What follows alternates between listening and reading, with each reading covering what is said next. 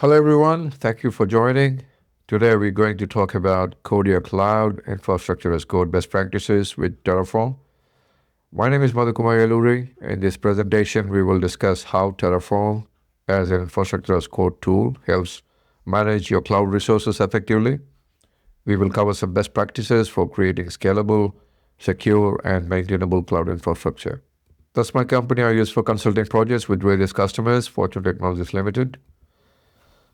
A little bit more about me. I'm a principal cloud architect and DevSecOps consultant, helping many customers to migrate to cloud and help them with DevOps processes, helping with architecture designs, end-to-end automation, security, etc. I'm also an AWS hero and lead many global dev communities like AWS User Group, HashiCorp, DevSecOn, Sneak, DevOps Institute, people said, as a chapter leader and brand ambassador. If you want to learn more about me, please scan the QR code and connect me on LinkedIn. Infrastructure as a code is a powerful way to manage cloud resources by writing code rather than manually configuring each resource, like going to the control click and just creating the resources. And that's not a good way. IAC provides consistency, allows you to version control your changes, and makes it much easier to scale your infrastructure. So today we'll focus on how using infrastructure as a code, specifically with Terraform, can enhance your cloud deployments. So let's begin by defining IAC. So infrastructure as a code means describing a cloud infrastructure using code, like we learned in the previous slide. This approach enables consistency in configurations, allowing us to track your changes, makes deployments repeatable. By coding infrastructure, we can avoid errors, reduce manual configuration, and deploy much faster. So why Terraform? So first, Terraform is provider agnostic, meaning it can work across multiple cloud platforms like AWS, Azure, GCP, multiple hyperscalers. It doesn't mean that you use the same code in every hyperscaler. It means that you have to create separate modules for each of them, but it's possible to create for various hyperscalers. It uses a declarative language called HCL, HashiCorp configuration language, so where you define the desired end state rather than the exact steps. Terraform also has a strong community and ecosystem with reusable modules, making it more ideal for infrastructure as a code. So in this session, I'll try to cover some best practices for Terraform, including organizing code, modules for reusability, how you manage your state files, handling environments, implementing security, testing and automating deployments on a very high level. So these practices are essential for creating efficient and scalable and secure environment.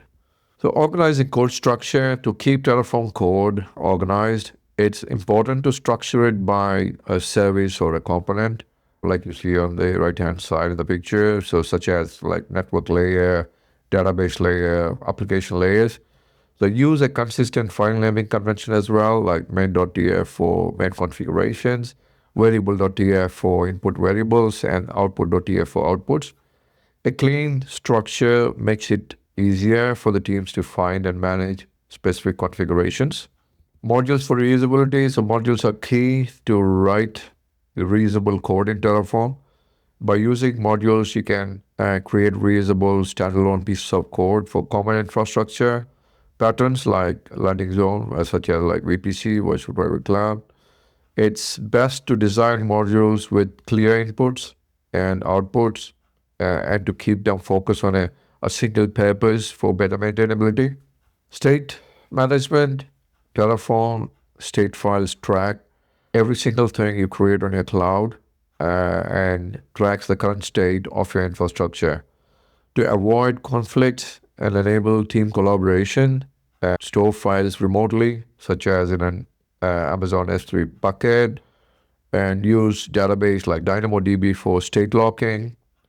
Securing and versioning your state file is very critical to prevent sensitive data leaks. Environment segmentation. When working with multiple environments like dev, staging, production, it's important to isolate each environment using Terraform workspaces or directories.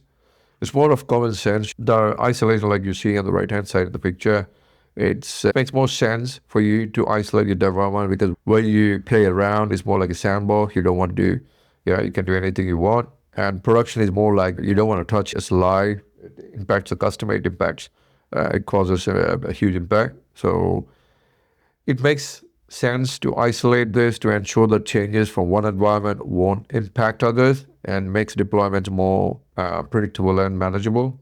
Some of the security practices, security is very ground zero in cloud and crucial in infrastructure as a cloud. Avoid hard coding secrets. Instead, use secret management tools like AWS Secrets Manager, Parameter Store, or HashiCorp Vault. Grant the least privilege access necessary to developers and enable auditing to track those changes. This approach basically safeguards sensitive data and keeps your infrastructure more secure. The most common security practices like I've seen is more like this, secrets, API keys, so they're basically hard coded something, which is not a good habit.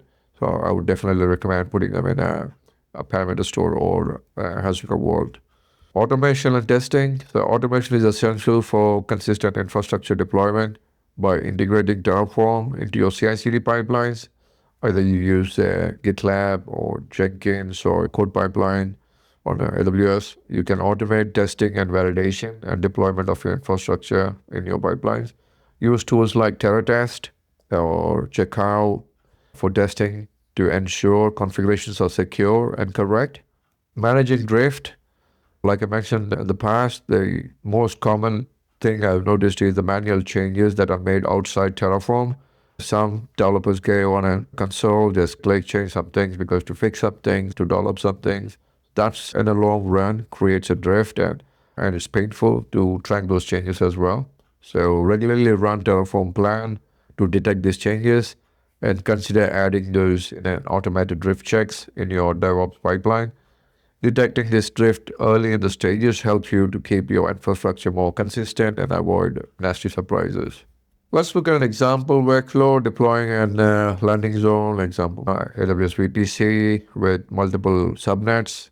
By following best practices like reusing modules for VPC, storing state file remotely, using CI/CD automation, you can create a scalable and maintainable and consistent cloud environment. So this is very useful when you also have multiple accounts, multiple environments. So this code basically it's just one click on, but you change your input parameters to create multiple environments. So it's very useful. So common challenges. The most common challenges in the infrastructures I've noticed personally are like state conflicts. Sometimes the state file might corrupt, or sometimes they go and mess around with the console and it creates a drift. And changes like that also sends to data, which they keep some passwords in your Terraform code, which is not good. So solutions include using Terraform workspaces, like we discussed earlier, and isolate your environment, manage your state file securely on outside S3 bucket, and secure there. Integrating your CI/CD pipeline for automated testing, we discussed about that. So by addressing these challenges, you can also deploy infrastructure more securely and reliably. Additional tools I would suggest to improve your Terraform workflow or Terraform Cloud or Enterprise, provide better collaborative features and policy management. It's a paid version, but it's definitely worth it for large enterprises especially. Or you can use TerraGrunt, which can simplify your workflows for larger teams. Finally, explore some community resources such as Terraform registry or GitHub repositories or ready-made modules, an example. But don't just blindly copy them and just directly use in your production. Just make sure, do a sense check, avoid all the sensitive information. It's not whatever, customize it for your requirements.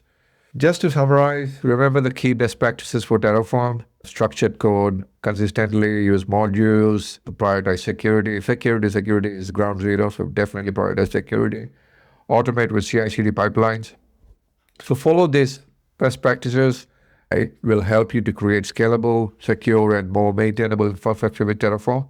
So if you're interested in HashiCorp tools or in the process of taking any HashiCorp exams, feel free to join my HashiCorp user group to learn more about HashiCorp tools and win free HashiCorp Terraform World Console exam vouchers. by attending one of our meetup events. With that, I would say thank you for attending. Let's open the floor for any questions or specific challenges you might face.